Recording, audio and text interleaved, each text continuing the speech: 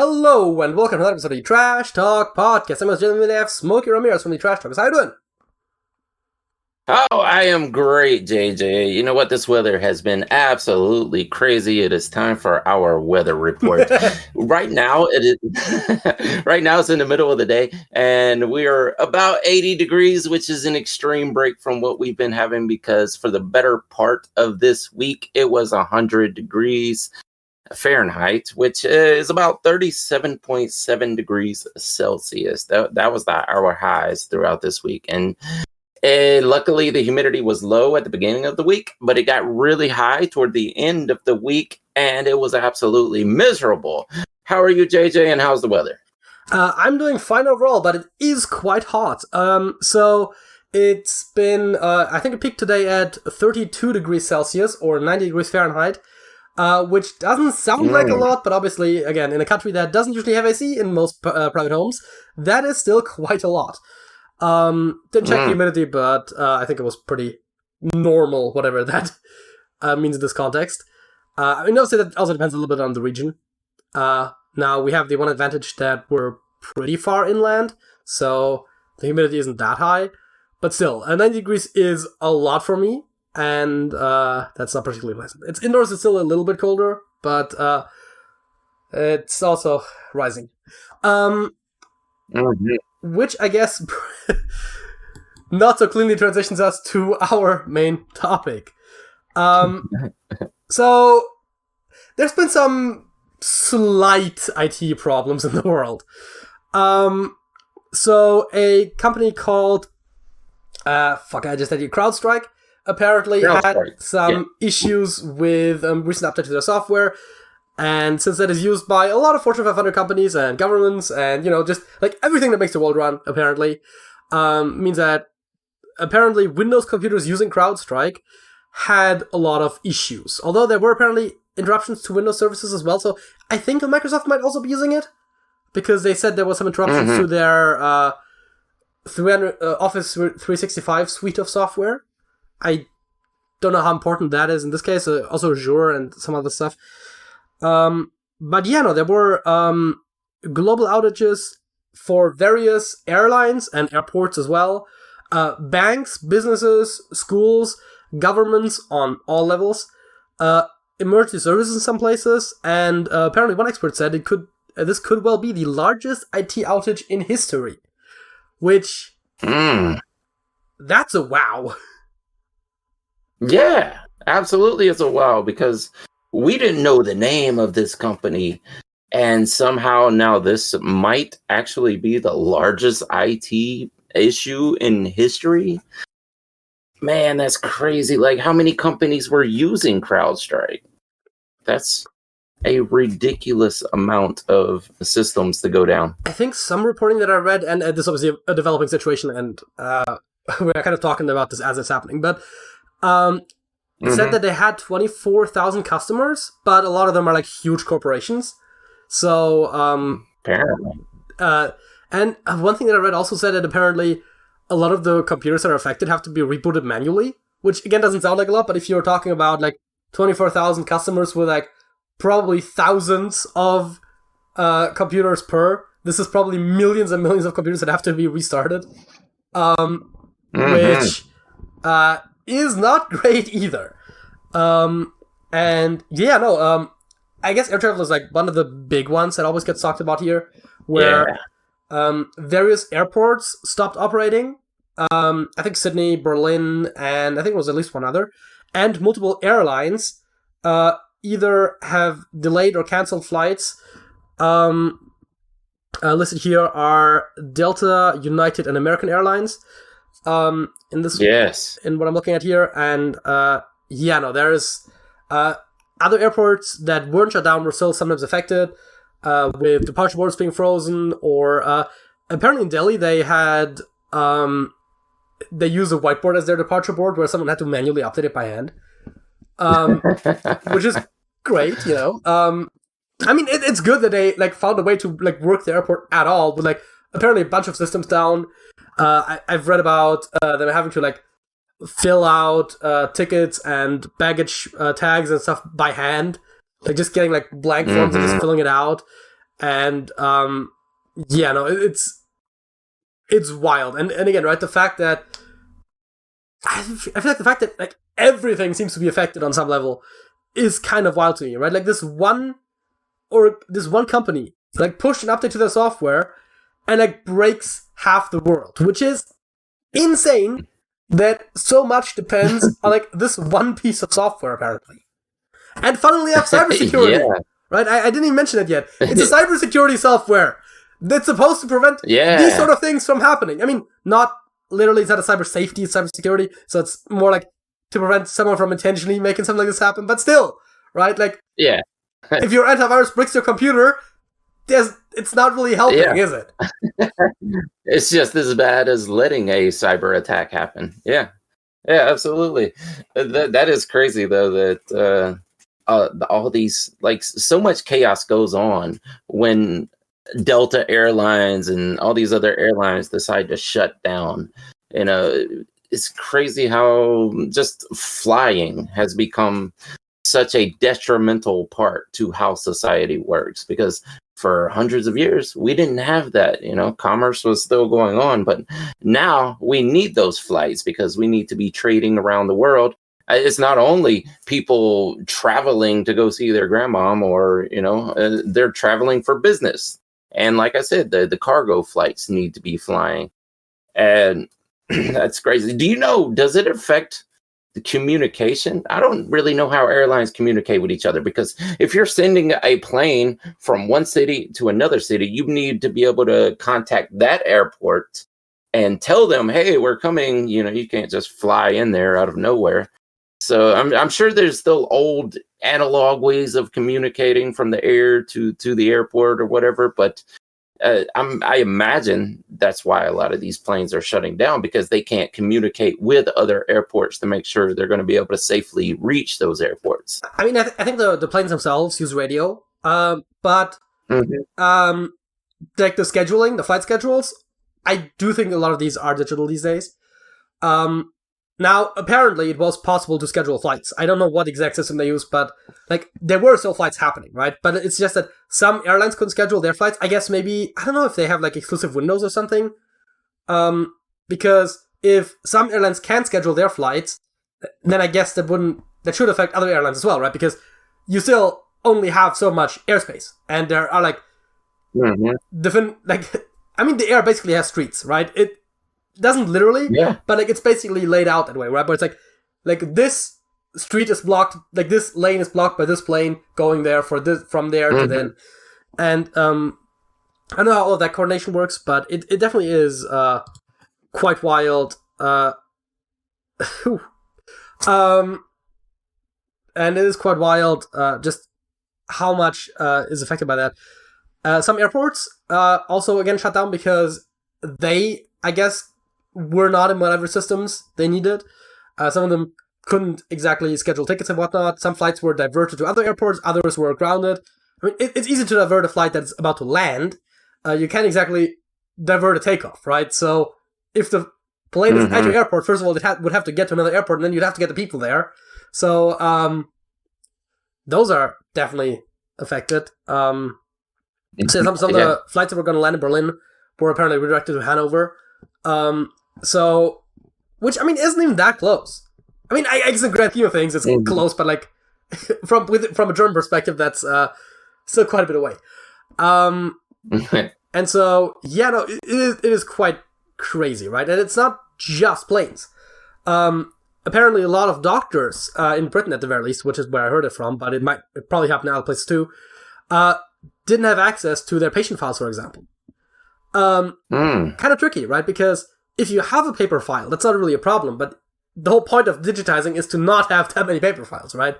And so, even if, like, oh yeah, okay, we don't have access to our appointment book, that's not great, but like, okay, so the patient shows up, you put it through to the doctor, and then the doctor's like, well, can't really do much, I don't have your patient file. So, it's tough, right? Apparently, I've heard about 911 services being unavailable in Alaska. This year, what I'm seeing right now says that 911 services were disrupted in several states, which also is like a big deal, right? Because like what do you do if you have an emergency, right? Mm-hmm. I mean, I guess deal with it, but like, that's kind of an important thing to have access to an emergency number. And apparently, I think in Alaska, they also said that the non-emergency numbers also weren't working. So it's not like you could just dial, because generally speaking, there are non-emergency numbers, especially for police. I don't know about firefighters, because generally you only would call them if there is an emergency. Yeah. But right, like, police has non-emergency numbers, right? Like, if you want to, like, report a theft, like, oh yeah, you just came home from vacation and someone broke into your house. It's like, that's not an emergency, right? Like, the burglar's almost certainly gone. You're probably never going to get your stuff back anyways. Like, you just need to file a police report. Like, you can call a non-emergency number, and if that number is free while 911 isn't working, I guess you could call it for emergencies as well, but, like, if you can't call them, then, I guess tough luck. I mean, I guess if you have a medical emergency, you could try calling a hospital directly.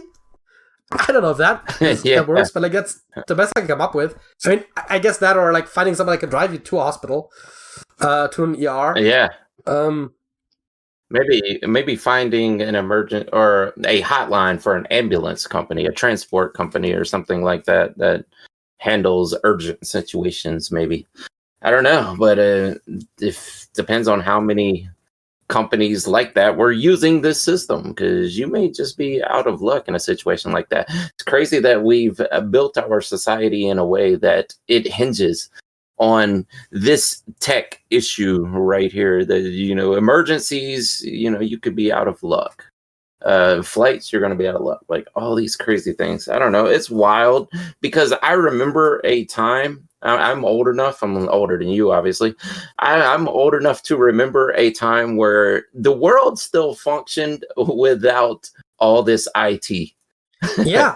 It was still running. But now that we've become so dependent on it, it absolutely shuts down completely in situations like this. It amazes me, like, that we've gotten that far. You would think we could still leave some of the old system in place for backup, right? Yeah. Like, I mean, I guess you're saying the whiteboards and stuff like that. Some people do kind of have that, maybe. But yeah, I mean, most people do not. The Paris 2024 Olympics were like, oh yeah, some of our systems are effective, we have backup plans for everything. It's like, okay, cool, that's actually not bad. Not sure that the Paris Olympics were like the one I was most worried about. I feel like emergency services were like far more important.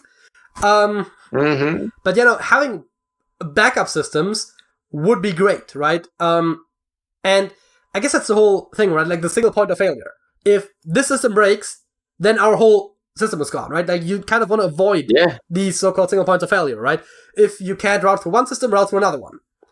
If a server breaks down, the internet still functions because it dynamically reroutes messages, right? Like, a pretty significant part of all computers would have to go down before you'd have internet problems. Unless, of course, like a node very close to you goes down, right? If your ISP goes down, you do tough luck. If, like, something, like, whatever is the next hop for you, like, there might be a bit of a choke point there. But broadly speaking, you're not going to crash the entire internet, right? So that's a bit of a distributed system that works fine. But within these organizations, there either is only a single system that it goes through, or every system that they have has the same configuration, which still makes it vulnerable to these sort of problems, right?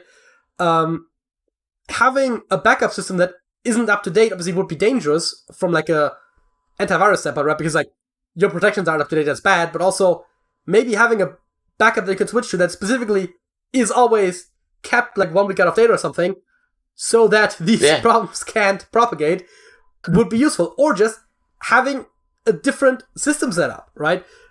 Having one that uses a different operating system or a different cybersecurity software would just solve this problem. And of course, again, right, like, analog fallbacks.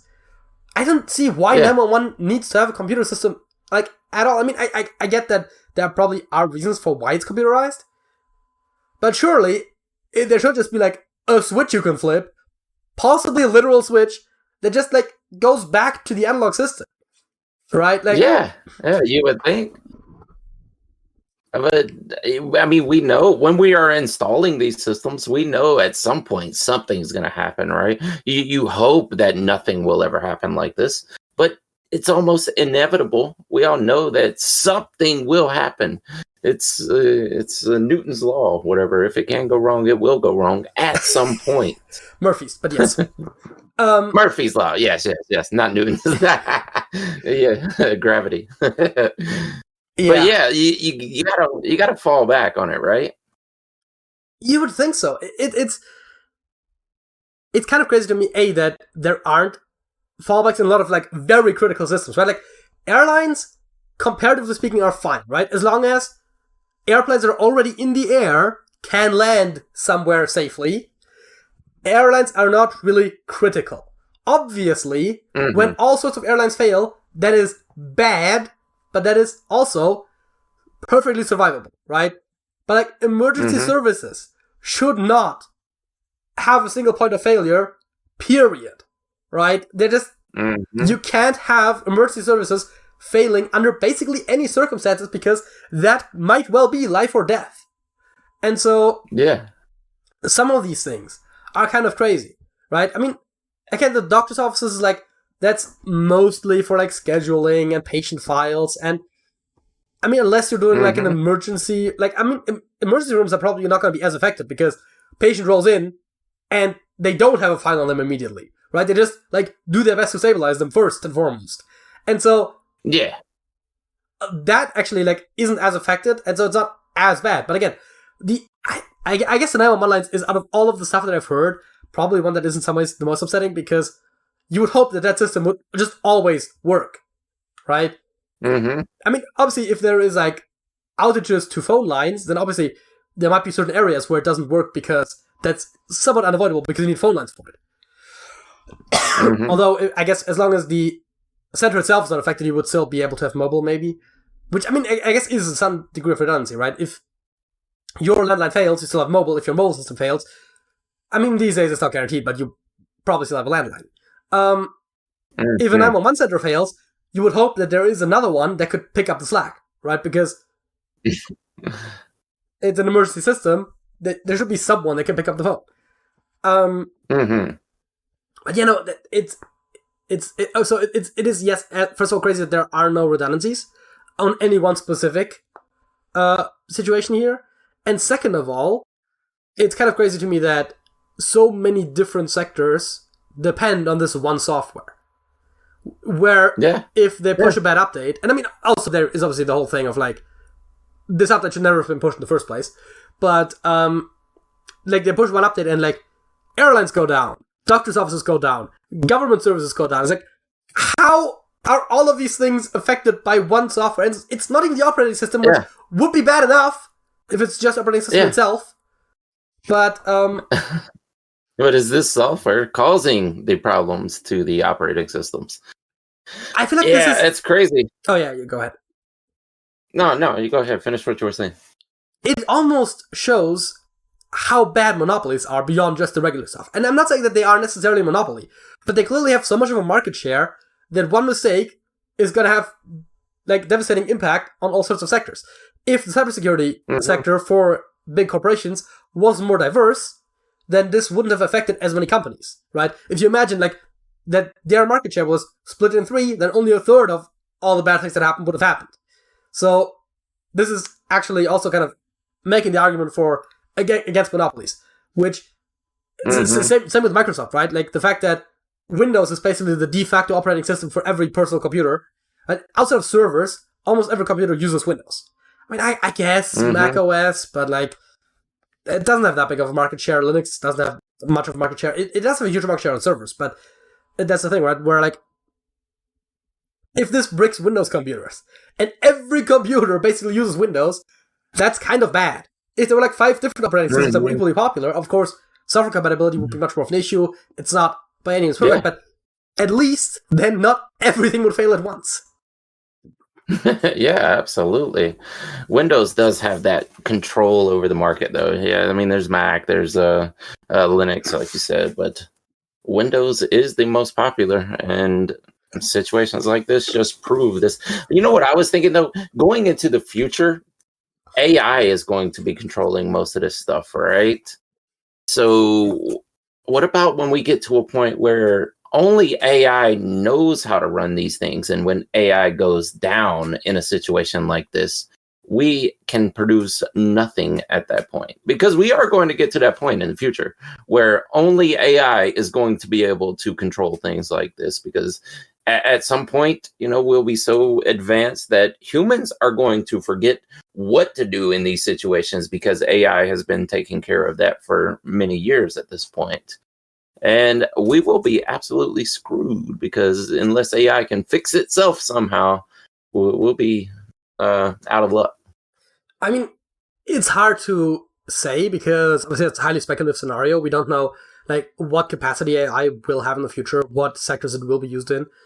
And more importantimportantly, we don't know if it will be the same, one singular centralized software company has all of the control, or if it's going to be various different systems and you could just have another system take over, right? Because part of what we were talking about is the fact that this one software and this one operating system are used everywhere is part of the problem, right? And so if it was an AI system, whether it is an AI system or not, if it was at least different systems, then it wouldn't be as central of a problem, right? If you say, oh, there is a system that humans can't operate because it's too complex and we have specialized AI that does it, then you could always just be like, okay, the AI stopped working, let's use a different AI instead, right? And obviously, depending on how optimized it is for the specific use case, that might not necessarily work as well, but you probably could have some fallback.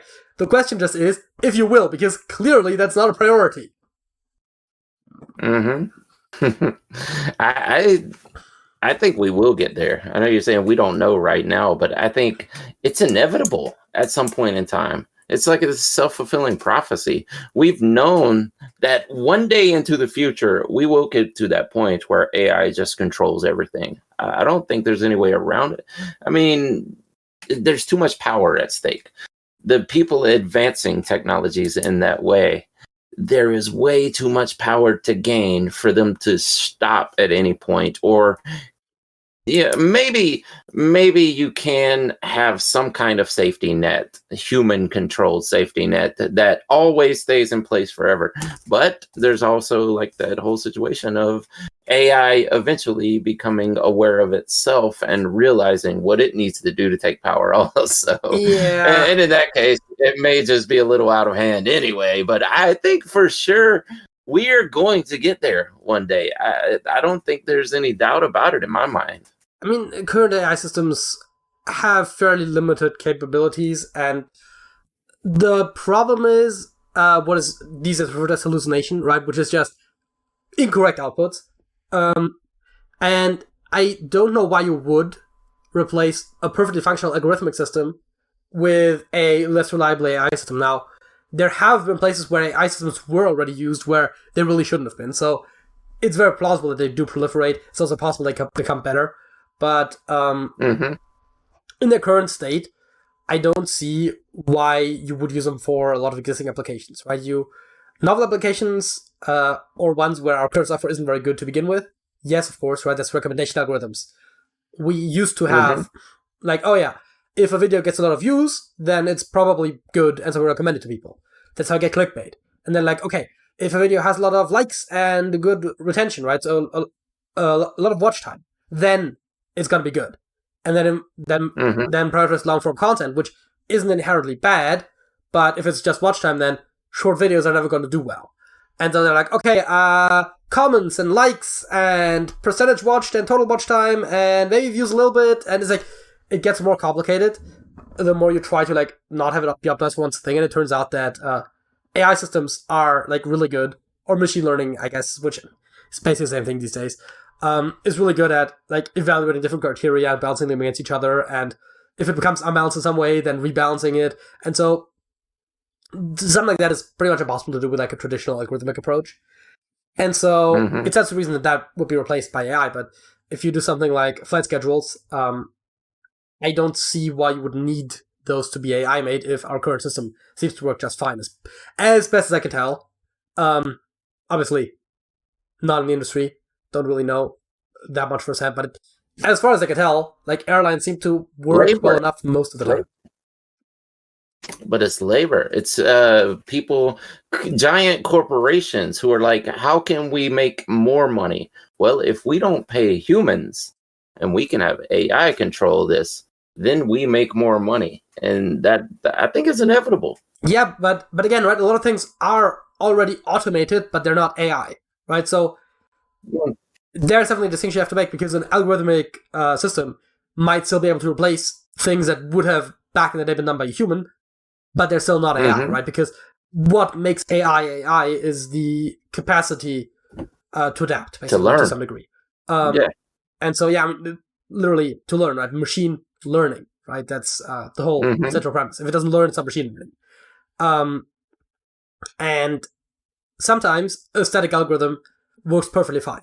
And so I don't see why those systems would have to be replaced by more dynamic learning algorithms that, especially in scenarios where the static algorithm is basically perfect, where it's like, you can't really improve on this, but also AI notoriously isn't 100% accurate anyway, so you're probably just going to make it worse. It's like, why would you replace it? I don't think there are any systems that are completely perfect. And maybe there is. Maybe I'm wrong about that. Calculators? And maybe that'll be that. Right? Like, why would you... Yeah. I mean, obviously just like intentionally very simple example, but like, why would you make an AI calculator when a regular calculator already works perfectly fine, and AI will sometimes give you incorrect results, right? It's that whole thing of like trying to use AI for everything is just inherently bad. It's a different topic, but like, and I think scheduling could be another case where, and again, plain schedules are the example here, but like scheduling could be a task that has algorithms already designed for building optimal schedules, right? And the scheduling algorithms that I'm familiar with are for task scheduling. That's probably not quite the same thing, but like a lot of these are already optimal for certain constraints, right? I think what was the latest deadline first? At least actually one of those is like optimal for single node operation, right? So like, yes, I took a lecture about it recently, but the point is, right, like some things just like we already have like unimprovable solutions for, and AI is very resource intensive and can sometimes be wrong, even in the best of cases. So but again, it's probably almost a different topic. Yeah, definitely. Yeah, so I think the moral of the story is we need some kind of analog safety net for all of these things. Yeah, and which we used to have. Analog safety net, or even just multiple different systems that don't share a single point of failure that is common between them, right? So if you have two different computer systems that use two different operating systems, that use different cybersecurity software, that use different drivers, that use, like, if everything is different, then they are arguably independent of one another. Obviously, then you have, like, power supply, whatever, but, you're going to have, like, a backup generator. But, just generally, like, fallback systems that would not also be affected by the same problem that the primary system is. Yeah, I guess it's probably all that we have to say about this right now, unless you want something to add. Otherwise, let's move on to your fact of the week. Oh, yeah. Let me bring up my fact of the week here. I always have to search for it every time because I store it away and then I have to find it. Let's see. This is a pretty cool one. This is not intellectual at all, but I find it very interesting. 1 in 18 people have a third nipple. Okay. Known as polythelia. The third nipple is caused by a mutation in genetic or inactive genes. So I didn't realize there were that many people on Earth that have a third nipple. Maybe we even need to do the math to find out that maybe half the people or not half, but 1/18 of the people you see every day walking around actually has a third nipple. Why do you not see that in like movies and stuff more often? And I mean, I guess they're edited out in many cases. I guess. I mean, in movies, I would assume that that has something to do with like ideals for actors, where like if they had one, they probably would have gotten it removed. Yeah. Also, we're generally talking, I think, third nipples, as far as I heard of them, usually are like often smaller and a bit misshapen, right? So we're not like talking about like 3 like regular nipples as much. But yeah, no, I mean, I knew they existed. I didn't know they were that common. Yeah, I like thinking about it as a completely whole separate nipple, just maybe in the middle or something, But yeah, probably are. It's almost like a splitting cell or something where it's just slightly separated or not separated at all in many cases from one of the other nipples, on one side. Also, I don't know 100% about the 1/18th of people you see every day because, and I don't know this at all, but like, it might not be evenly distributed, right? If it's a mutation, then it's very likely that the children of people that had it, have the mutation, would also have that mutation, of course. And so it might be that like certain parts of the world have that at a higher rate than other parts. Yeah. But obviously, that's not really the point. My fact of the week is that for 6 years, a building supervisor in Spain collected his salary of $41,500. I'm assuming that's converted from the original euros. Or they're just not, I don't know. For his work, but he did not actually show up for work for 6 years. And you know why it was found out? Because he was being awarded for his 20 years of loyal service, and when they were going to hand it out to him, someone's like, "Hey, where's this guy?" And then it's like, "Does he still work here?" Like, what's the quote? I wondered whether he still worked there. Had he retired? Had he died? But the payroll showed he was still receiving a salary. And so they ended up finding out that he did in fact like he hadn't worked in 6 years, but he still got a salary, and he was fined $30,000 because that was apparently the statutory maximum. So he got to keep most of the money he had basically fraudulently earned. Wow. And yeah, I guess if they hadn't tried to award him for his 20 years of loyal service, he might have still been able to collect it to this day, which means also that his job clearly wasn't that important. If no one noticed that he wasn't doing it. It's like Homer Simpson. Like you'll never know if he's not there. He's not doing anything anyway. That's crazy. I've heard about stories like that happening, not for that long, but some people getting paid for up to a year without actually being at their job. Sometimes people get fired by management and it never actually goes in to the paperwork and it never gets processed and they just keep receiving their check for quite some time. Yeah, obviously. Ideal situation. If that were to happen to someone, I might want to look up what the legal circumstances around that are in your jurisdiction, because last thing you want to do is just take the money, spend it, and then later be sued for all the money back, and you can't afford to pay it, right? That would be bad. So in this case in Spain, apparently the maximum limit was 30K that you could have to pay back. So in that case, you might as well, just like make sure you have at least 30K in savings, and you're fine. But again, right? Like again, if you are ever in that situation, don't take this one individual circumstance as legal advice. Do your own research. I was gonna say maybe contact a lawyer, but then again, you might want to keep it on the DL. I don't know. Just look up what the maximum is, set that aside, and anything after that, you're good to go. Yeah, I mean, some places might not have a maximum, but again, right? Like do your own research. And then, of course, as a halftime show, we're once again doing Hurdle. Now, do we want to, as always, do our decades? I mean, we are doing Hurdle Decade, the website after all. Or do we want to use the fact there are new categories that do the US, UK, Canada, and Australia number ones? I say we definitely do our decades like always, and then we can pick randomly whichever one of those sounds good. I mean, if we're already doing decades, we might have enough already, but let's see what we get. That was the 50s. Familiar. Absolutely. That exemplified the 50s right there, but don't know the song just yet. They're really rocking it. Surfing USA. That's not that old, is it?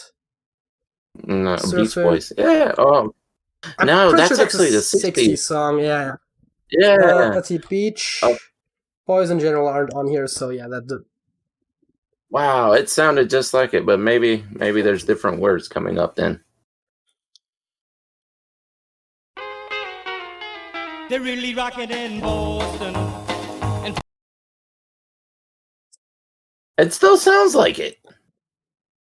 Yeah, no, I mean, I see where you're coming from, yeah. Is it I mean, there's nothing with surf in the title. Yeah.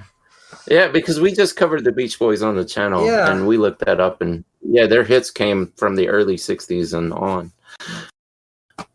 Huh. Yeah, I knew That's weird. I knew that could be it because I have a lot of songs in my music collection, and that is one of them, and I think I only have like one or two songs from the 50s. So I could immediately tell you that like most of the songs that I know are not from the 50s. Well, definitely conflating it somehow then, because this song, I've heard this song. Yeah, you know, but I guess if we don't have an idea, we're gonna skip anyway. So let's skip and then listen to it. Mm-hmm. They're really rocking in Boston and Pittsburgh, PA. Deep in the I do think they probably took the rhythm from it, right, and changed the lyrics, I guess. Yeah, because that does sound a lot like Surfing USA. You're not wrong about that. It does. It sounds exactly like it. Yeah. Wow. How does this one go then? I couldn't. I mean, he even in Surfing USA, he even lists off the names of the cities like that. Yeah, right. Is this like everybody rock? had an ocean? Is it like rock? Yeah. Right. He mentions all the cities where they would be surfing. Yeah. No, that is true. So, is this like Rockin' USA or something? USA. Okay, that doesn't quite. Rock. We have rock and roll music, and that is all the rock we have. Well, and Rock Around the Clock, but that it is not. Yeah. Bill Haley and his Comets, which is one of maybe 250 songs that I have in my collection. But yeah, no, I mean, I guess, unless you have an idea, I guess we're gonna skip again, huh? Yeah, definitely.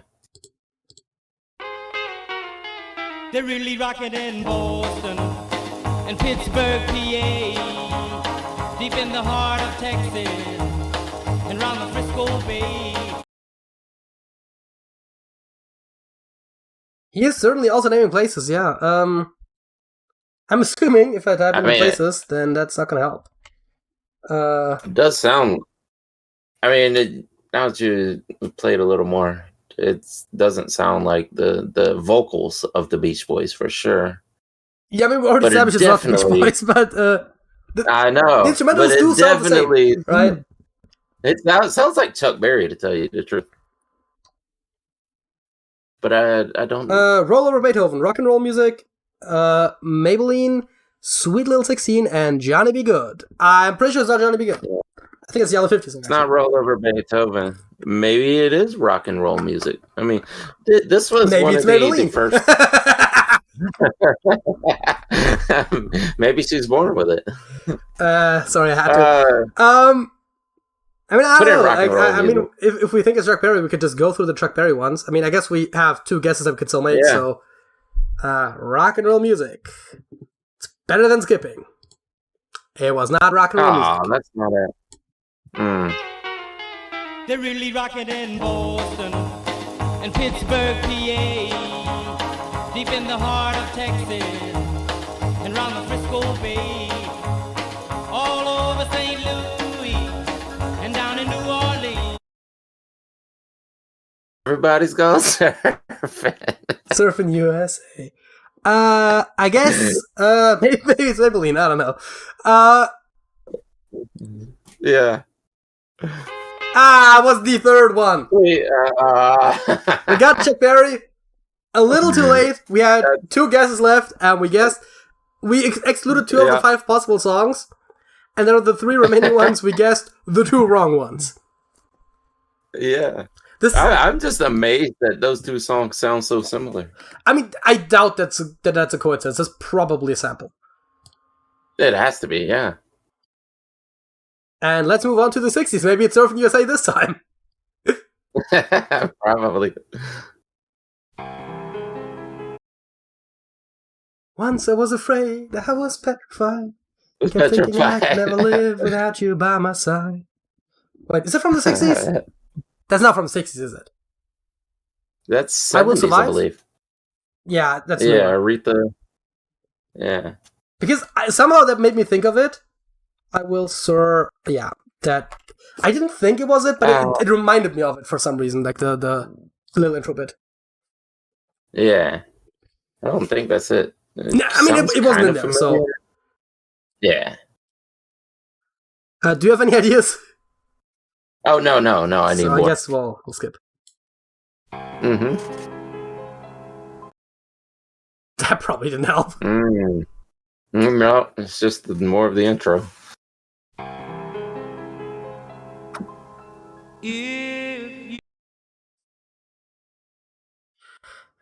Well, we got if and maybe you, I think is the next word. If. It does sound kind of familiar. I know that. Could it by any chance be If You Want to Be Happy by Jimmy Soul? Doubt it, but you could try it. I mean, that's the only song that starts with If You, apparently, so. Unless you have an idea. Not yet. I'm trying to place that voice. Yeah, that would have been too convenient. Yeah. If you want. Okay, so it's definitely R&B. Is that Aaron Neville? See if that's Aaron Neville. Aaron Neville. Yeah. Okay, we do have Tell It Like It Is the only Aaron Neville song in the list. Well, there you go. Try it. Tell It Like It Is. That is correct! Yes! You're good at this, man. That was... Wow. Sweet. I'm glad they only had one selection by him. I mean, yeah, that helped, but like... I mean, I would have had no idea who that guy is. So... 70s. Wait.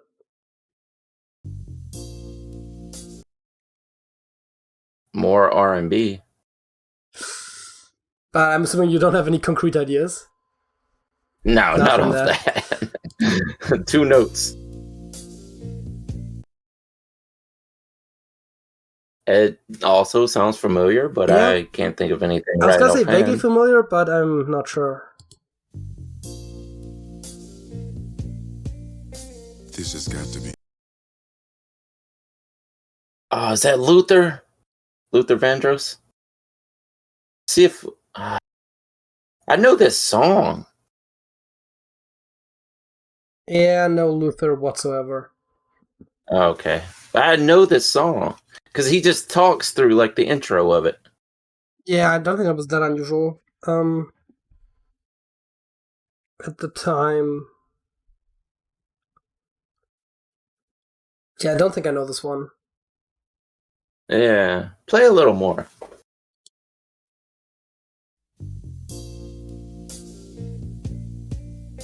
This has got to be the saddest day of my life. Yeah.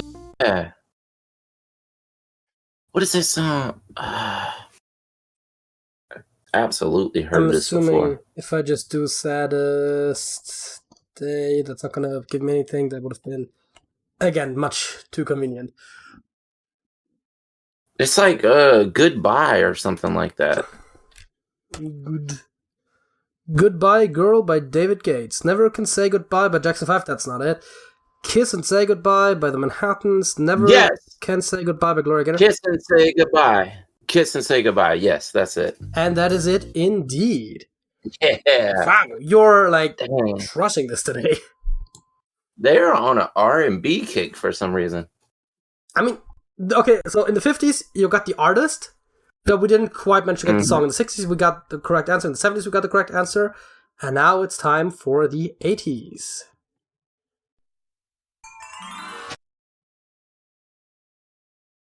Nothing off of that. Yeah, me neither.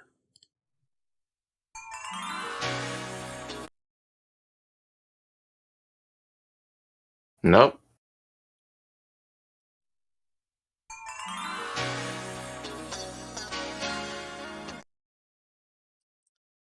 I got nothing. Nothing.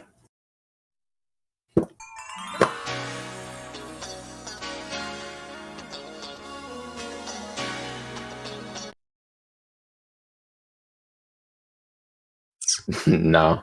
I mean, it kind of sounds like Prince, maybe.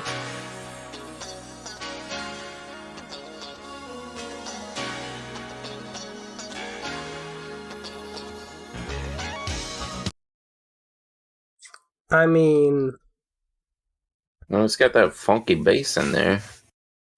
But hold on, I know there's a all these whole songs. lot of Prince. And one princess. Not 99. The artist formerly known as Prince. 1999, Bat Dance, When Doves Cry, Sign of the Times, The Little Red Corvette, just Little Red Corvette, Kiss, Purple Rain, You Got the Look, Let's Go Crazy, and possibly more. I know all of those songs, and that's not it. I don't think any, except for that Princess one. I don't know what that is. I mean, I'm assuming that is unrelated to Prince. Yeah. Say I'm Your Number One. Title kind of sounds familiar.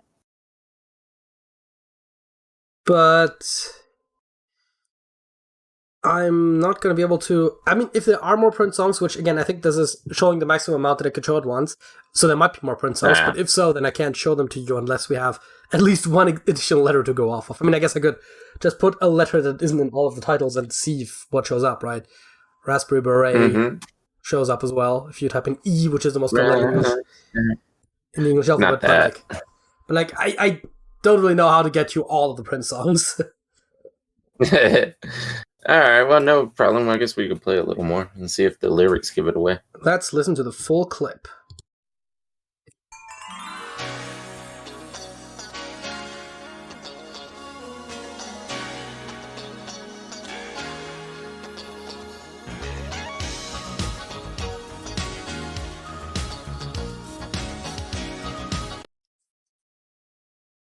Yeah, I got nothing. No, me either. That's gonna be our first No idea. full skip. It's Round and Round by Jackie Graham. Yeah, I do not know that song. Me neither.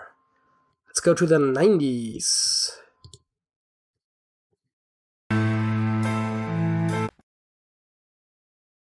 Okay, now that sounds kind of familiar. Yeah, I thought so too, but I'm not entirely certain. This is like too little for me to go off of. Mm-hmm. Skip? Yes. Oh, yeah. I know this. I can't place it yet, but I know this song. I guess that means it's a skip.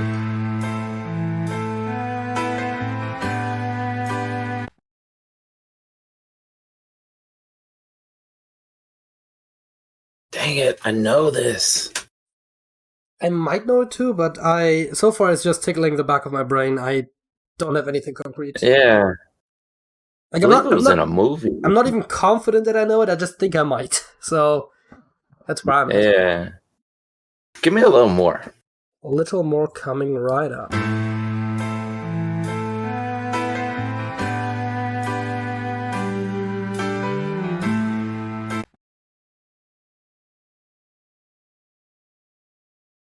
Dang, I wish I could hear a voice. I'm pretty sure that I know this song. I'm pretty sure that if I know it, it's not one of the ones where I'm like instantly gonna have the title either. So that's Yeah. I'm probably not gonna be very helpful here. I guess we're gonna skip again.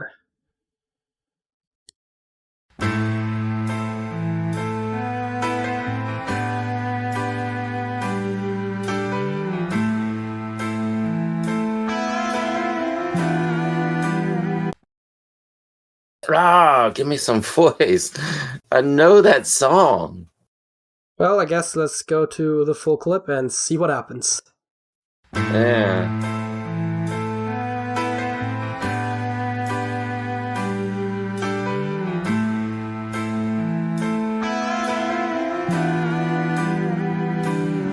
I kept the right ones out. That's Steven Tyler. It's Aerosmith. Yes. It's not crazy. It's not crying. Amazing. It is indeed Amazing by Aerosmith. Not a song that was on my radar, but yeah, that. But yeah, I want to say that was like Wasn't it in Armageddon or whatever? The movie Armageddon? Possible, but I haven't seen that one. But yeah, no, I mean, you are on a roll. I haven't gotten any so far. Let's see if the 2000s can maybe change that.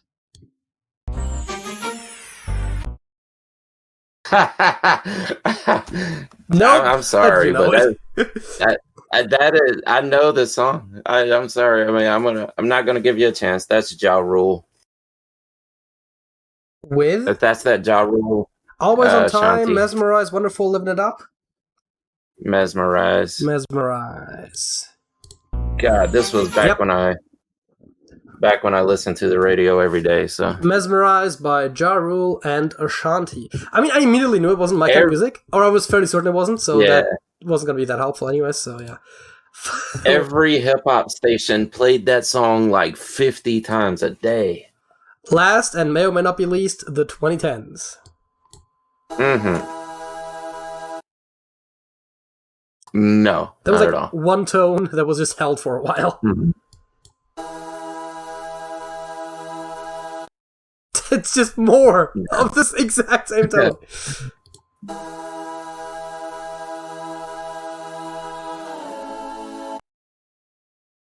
Mm-mm. I don't know if I've ever heard this.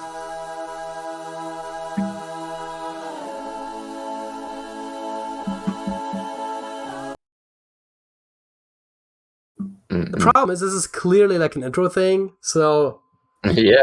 we might well know the song once it actually starts, if it actually starts within the first 17 seconds, that is.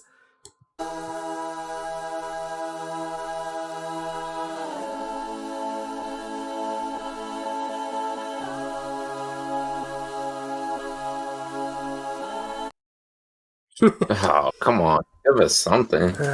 Give us a voice.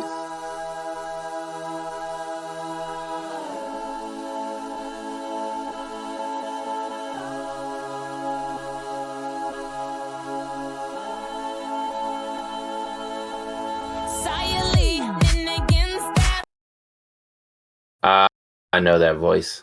What's her name? Dang it. This is definitely not my kind of music, but I know that voice. Is that Kesha? Yes, Kesha. Gotta be.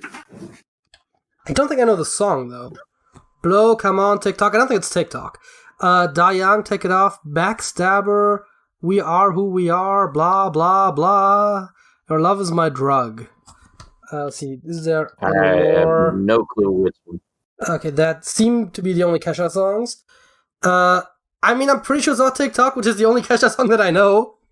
The other ones, I have no clue. One of the other ones. What did she say at the end of the clip? She did say something. I mean, she did sing something. That's probably got the voice. Can you play it again? Yeah, that's what I was thinking.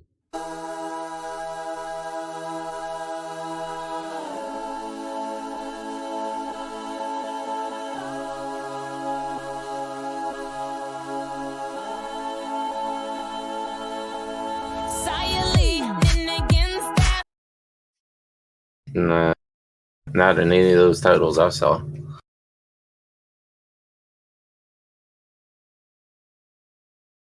I guess we're just gonna have to try one. Yeah, I don't know. You've been better at this than I have today. Pick one. Well, let's go with maybe Take It Off. Sounds more like it would be that type of song. It was Come On. Ah, yeah. Yeah, I mean, knew it. We got the artist, Or I which, didn't know it. I mean, as a matter of fact, I got the artist. Yeah, you did. But yeah, no, I mean that's another near miss. But yeah, no, I mean, I think this might have in total, especially if we consider that for the two that we got wrong, or two of the ones that we got wrong rather, we still got the artist. I think this might have been the best round we've ever had. Seems like it, yeah. So I mean, I'll take that, even if most of that was you.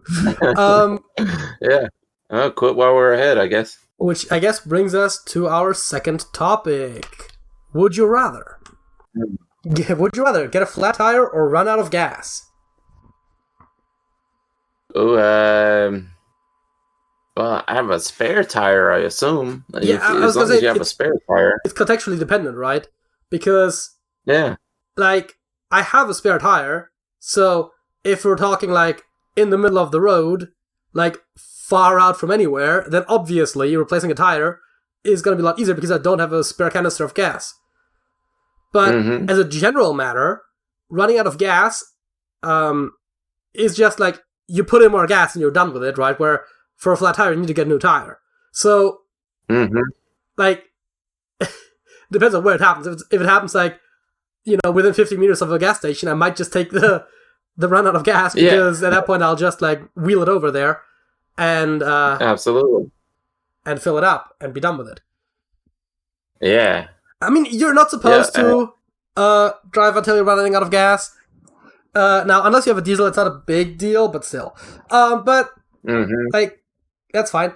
But, I mean, I guess, like, in a vacuum, like, you could be anywhere, I guess, flat tire. If you're in the middle of the desert, I'd rather have the flat tire. Like, you're like 80 miles from a gas station or something. But, yeah, tough decision because you need more context, like you said. Yeah, but I would say, like, if we basically consider all possible scenarios, right? I mean, obviously not literally every single scenario, but, like, just broadly, if we think about the context of all possible scenarios, I feel like the further you are away from the gas station, the more preferable a flat tire becomes, and you're rarely that close to a gas station, like, to where, like, actually, like, pushing your car there would have been, like, a good solution. But you always have a spare tire, or maybe not always, but 90-something% of the time. I believe in Germany you are legally required to either have a flat tire or, like, a tire repair kit. Like a patch and, I guess, a pump. I don't know how those work, but, so, yeah. You basically... Also, here's the other thing, right? You should be able to get somewhere on 3 wheels if absolutely necessary. True. So, like, a flat tire isn't gonna, like, get you stuck somewhere, generally speaking. Yeah, for the most part. Take the flat tire. We'll take the flat. 55, 45, and I once again did not actually fix the perspective of the cameras. I know. At this point, we're just used to it. Would you rather be able to instantly teleport to any person in your contacts, or be able to bring any person in your contacts to your location instantly? So instant teleportation, but the question is, you to them or they to you? Now the question is, do they know about this before it happens, or is this a surprise to the person? Well, I would assume that when you activate the ability, they do not automatically get informed, but they are in your contacts, so you might as well text them. Yeah. I would hope they know so that they're not, like, I mean, I would say, the middle. The way I'm assuming it, they wouldn't automatically know, but you can let them know because they are in your contacts, and so you can contact them. Yeah, exactly. Yeah. So that you don't teleport the person to your house and they were in the shower. So now they're honestly, naked and soaking wet. If they're in the shower, it's probably going to be suboptimal no matter which direction this goes. Exactly. Yeah, because you might end up in the shower with all your clothes on. That's a tough one. I would rather them come to me, just so I know at least what I'm doing.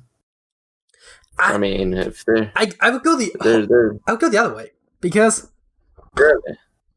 Think about this, right? I could teleport to you. Right? We could do whatever, and then I teleport to, I don't know, my parents, right? Who are, like, living in the same house as I am. So I'm just back home. Yeah. Whereas if I teleport you here, the only way for you to get back is to take a plane. Yeah. Oh, yeah, that's true. Yeah, I didn't even think that you may not be able to teleport the person back to where they came from. I mean, based on how this was worded, I was assuming it's a one-way trip. And so, if I can go to any contacts, then A, I have an easy return. Like, even if I wasn't living with my parents, I would certainly be in contact with someone in the neighborhood. And so, it's that, right? The easy return. And also, just ping-ponging from one contact to another. Whereas, if in the inverse, you could just bring more and more people to you. I think that being able to teleport to any person is much more useful. Yeah, maybe we should go with that. Just make sure you let the person know so that they're not using the bathroom or something. Yeah, but again, right, like, there's so many good contacts, so it's not really that much of a problem. Instantly teleport to any person in your contacts. 71% said teleport to, which makes sense. Mm-hmm. Would you rather be able to visit any fictional world of your choice or be able to bring one fictional character into the real world? That's basically the same question, just with fictional characters. Yeah. So would you rather go to a fictional person or bring the fictional person to you? I mean, obviously the implications of this are very different. I'm not saying it clearly has the same result, but it is kind of the same question, which I find fun. Yeah. Because I'm pretty sure they're cute. I don't know. It would be fun to explore a fictional world. So maybe this is the same choice as last time. Yeah, I think it's similar to last time, where would you rather, bring one fictional person? I mean, I guess bring one fictional person into the real world sounds permanent, whereas visit obviously implies non-permanence. So I guess the question there is, like, if you could bring a fictional character into the real world permanently, that might change things, but if it's just temporary, then I would rather go to the fictional world, and you might be able to meet the character there anyways, right? So, yeah, absolutely. I guess maybe they put less importance on you if you're just like a random peasant, whereas if suddenly you teleported them into your living room, then maybe they might be more intrigued by you. Yeah. But I would say in a vacuum, definitely visit a fictional world, because there's a lot more interesting to see than one character. Yeah. Absolutely. 62-38. Actually closer than the previous one. Mm-hmm. Would you rather only be able to play one game from each game studio, or only be able to play all the games made by one game studio? Well, that depends on which studio. I would say probably... I mean, I guess by one game studio of your choice is how I would stipulate this. Because if it's one random studio, it could just be like a random studio that only made one game anyways and went bust, and at that point it's obviously the other one. Exactly, yeah. I'm assuming it's intending of your choice. Yeah, I would say the one of my choice. Yeah, I would go with all the games by one studio. I would probably say one game, and again, I'm assuming it's of your choice from each studio, because I don't know if there are that many studios that are like multiple games of... I mean, I guess Gearbox, they made the Borderlands franchise. Ooh, I guess that's the tricky part, right? Where if you pick one game from each studio, then you're basically stuck in terms of new releases, because once you pick the game for that studio, any new releases they bring out are off limits to you. Yeah. But then counterpoint is, if you pick one game studio and they go defunct, then now any new releases are barred for you, right? So, that's true. Yeah, pros and cons to both. I think I want to say one game from each studio, because I mentioned Borderlands, which is one of my favorite video game franchises of all time. And then my favorite game, of course, is Minecraft. So, like, that's already two different studios just from that, right? So, like, I think it's very tricky to pick one studio. Also, because a lot of studios don't have that much of a variety. A lot of them specialize in, like, one genre or something. And I think you have a lot more options. And based on how many game studios there probably have been over the history of video games, picking one game from each studio is almost certainly more games than all the games from any one studio. Yeah. It is like I'd get bored if we just went EA Sports or 2K or something, but Rockstar may be fun if I just stuck with Rockstar and played only Rockstar games. But then again, they go a long time between releases also. But hey, at least I get to play all the new releases of each franchise.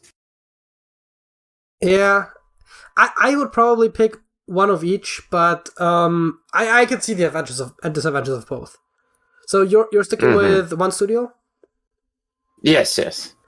Well, I'm clicking. But you can pick the other one. Yeah, I mean, I'm clicking the one that I'm picking because I have to click one of them, but we're split on this one, and it's 71, one of each, and 29 which for the other one, which means it's the same split as with the teleporting.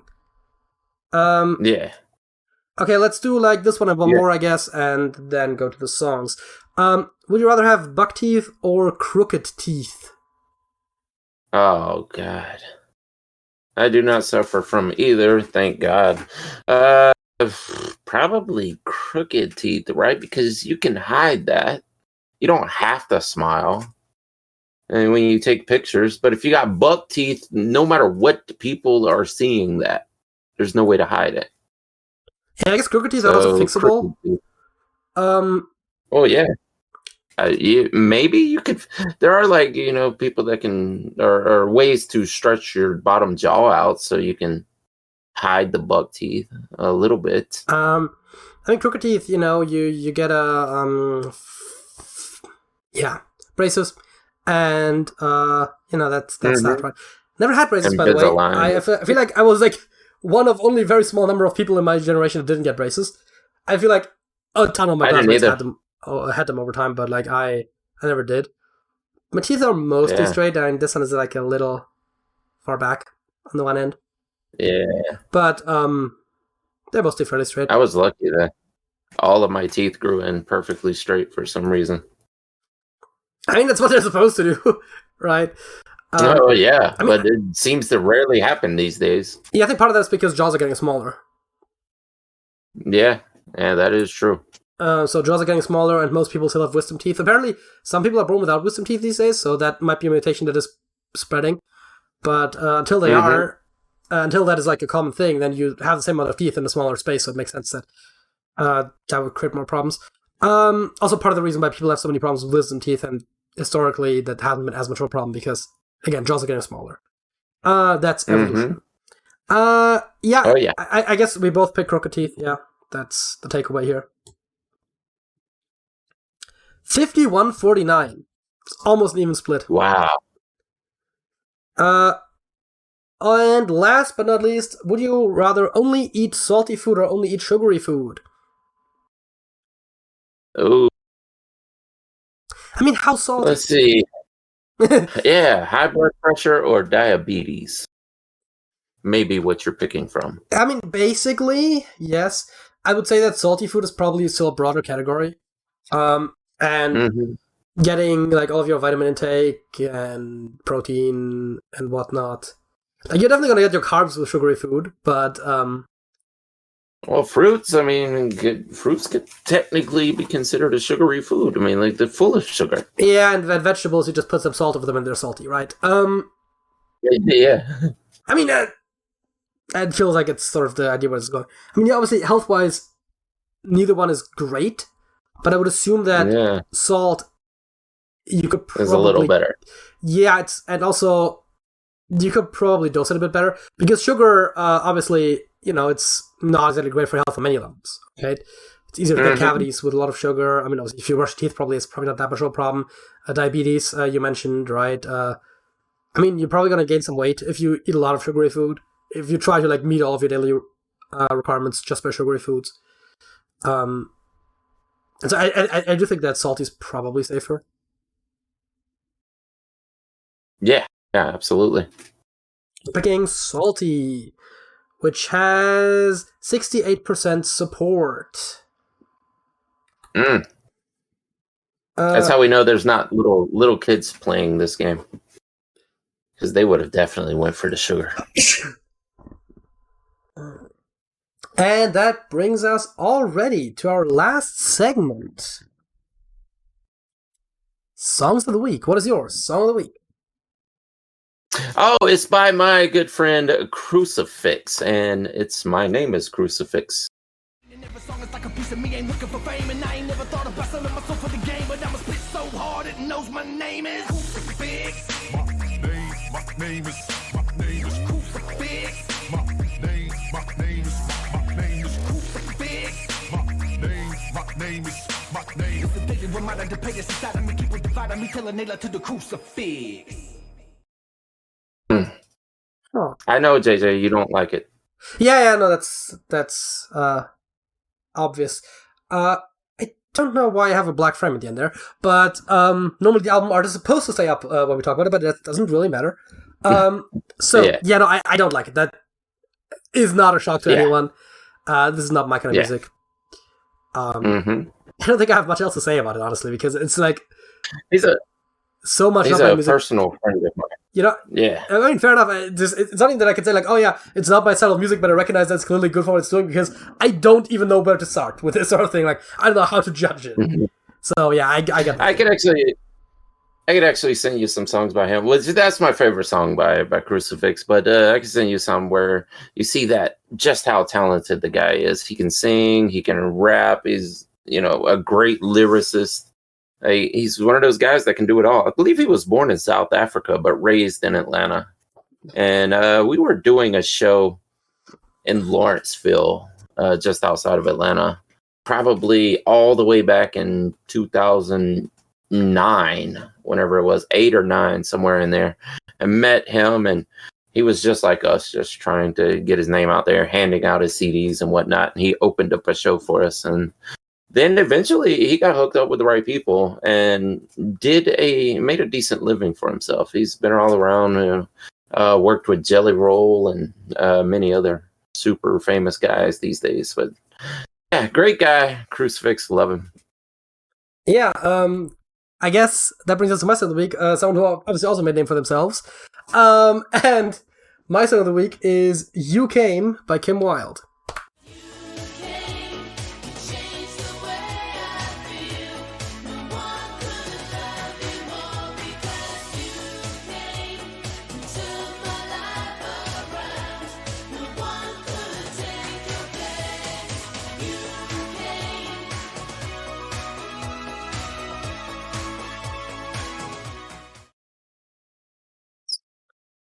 I updated my video editing software recently, and apparently it now puts black frames at the end of my video. Yeah, it does. I gotta see about that. But anyways, not really that big a deal. Yeah, the song, right? I like it. It's one of the best Kim Wilde songs. It's probably either down to You Came or Kids in America as the best song. And there is a specific reason why I picked it, and that is, let me. Yeah, if we're not having the cover up anyways. Let me get my props ready. I actually went to a concert recently. Oh, wow. Yeah, I could see Kim Wilde live last Friday. Oh, wow. Which was pretty Still cool. touring, huh?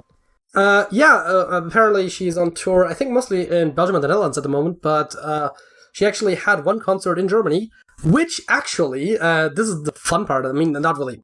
Yeah, but I'm telling you, I don't anyways. Not that relevant, but they actually, this was organized by a local radio station, and they gave away all the tickets for free. So actually, wow. You just had to, they gave away a couple tickets every day for like a month, and first come, first serve, and we managed to get some tickets, and I got to see Kim Wilde live for free. Wow. How big was the venue? It was the old marketplace in town, as it was outdoors, and I think it was 3,000 people that they sold tickets for. Oh, wow. So, wow. Yeah. I mean, I don't know how many people showed up, but the square was definitely pretty full.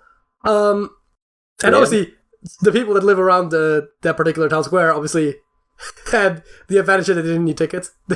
There was you could see around the houses, a bunch of them had someone standing at the windows and just, it's yeah, fair enough.